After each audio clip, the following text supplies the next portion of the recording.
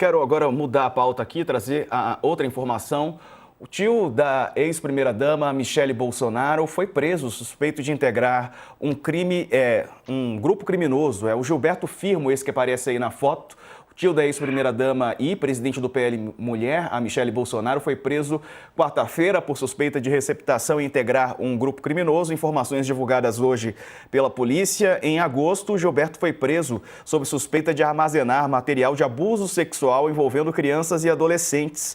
O Gilberto tem 52 anos, foi preso em flagrante pela Polícia Civil numa ação realizada depois de um monitoramento de um carro locado de forma irregular e depois utilizado por outras pessoas para cometer crimes. O carro do suspeito, foi localizado ocultado no interior de um imóvel em Ceilândia, no DF. As autoridades não informaram ainda, na verdade, se o carro é ou não é se o apartamento é ou não é, de onde o carro foi abandonado, do Gilberto. Fato é que os policiais encontraram 2 carros com restrição por furto e roubo durante a abordagem. As investigações apontaram que Gilberto era responsável por guardar, ocultar e colaborar com o trânsito de veículos roubados. O suspeito foi levado à unidade policial e chegou a ficar à disposição da justiça. Ele foi liberado depois do pagamento de fiança. Possui antecedentes criminais por outros crimes, segundo a polícia. A defesa nega a participação de Gilberto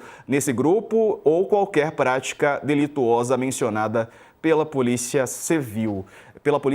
Desculpe. Bom, Bruno, a gente está vendo aí, é claro que a ex-primeira-dama, não pode ser responsabilizada pelos crimes da família, mas é um caso que ganhou o noticiário nesse sábado. Atenção, na semana passada, aqui no All News mesmo, a gente comentava de um outro caso do prefeito de BH, que estava envolvido num escândalo e tal. E para mim, um pouco essas coisas se assemelham.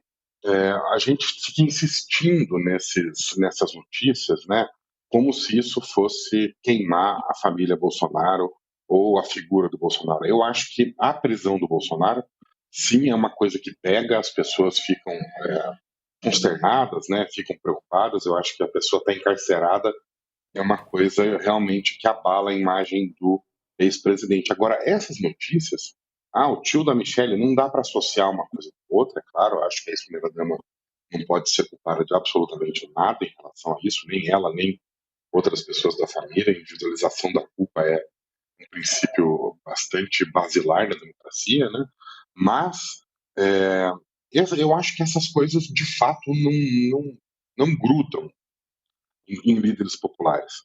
A gente já teve aí 1 milhão de vezes escândalos com os filhos do Lula, envolvidos com agressão de mulheres. Nada disso cola, as pessoas esquecem disso da noite para o dia. E eu tenho a impressão que esse é mais uma dessas coisas que aqui eu, você, Beto, quem trabalha com isso vai ficar pisoteando em cima, mas de fato não abala a imagem de líderes populares, nem aqui, nem em outro lugar do mundo. A questão, Beto, é que, nesse caso, desses líderes populares da extrema-direita, eles defendem algumas questões para pessoas que cometem crimes, que aí vão contra aquilo que os direitos humanos, eles defendem, que é a questão de a pessoa ter direito à ampla defesa, a pessoa ter ali a qualidade mínima, de manutenção da vida e até de ressocialização num sistema prisional. E aí, quando a gente pega essas contradições, elas que chamam a atenção,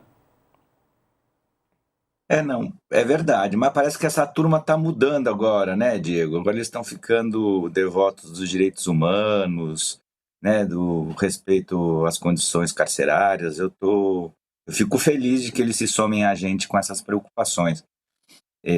Agora, de fato, eu entendo e concordo quando o Bruno diz que é muito difícil você, do ponto de vista da comunicação política, conseguir que esse tipo de história tenha algum tipo de aderência no político. É fato. Mas, assim como ele dava o exemplo, assim como o PT, por exemplo, foi muito criticado porque se dizia que o PT dizia que era um partido que tinha vindo à política, entre outras coisas também, para moralizar. Então, digamos assim, o sarrafo contra o combate à corrupção para o PT estaria muito mais alto. Obviamente que a família Bolsonaro, eles entram na política com um discurso moralista, defende a família, os valores da família, que são cristãos, pessoas de bem, que lutam pelo bem contra o mal.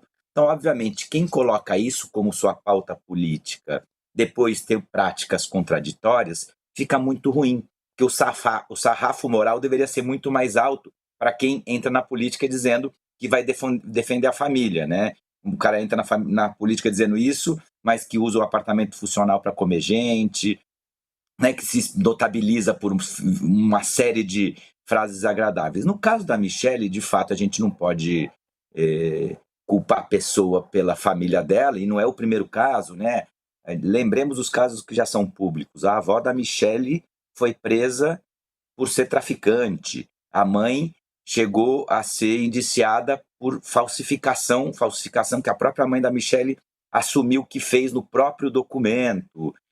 Teve um tio da Michelle que foi preso 14 anos por estupro, outro que foi investigado e preso por participar de uma milícia, inclusive esse participou sim da posse da Michelle, e esse agora que trabalhou com pornografia, foi liberado e agora está interceptando veículo roubado. Efetivamente, isso poderia mostrar que a Michelle vem de uma família de origem humilde, onde a realidade do crime acaba permeando toda a família, né? E talvez daí ela pudesse justificar ela ser uma pessoa que advogasse pela moral, pelo trauma familiar.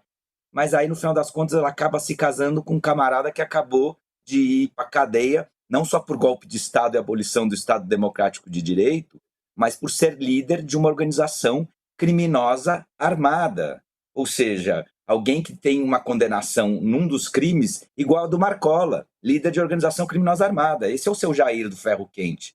Então, assim, é curioso a pessoa vir dessa família, se casar com um cara desse, e quando sai do Planalto, rapa as moedinhas lá do poço da piscina. Então, assim, obviamente, quem vem da política para fazer moral, e mais esse caso, bem não fica, né? Cheiroso não é, Diego, efetivamente.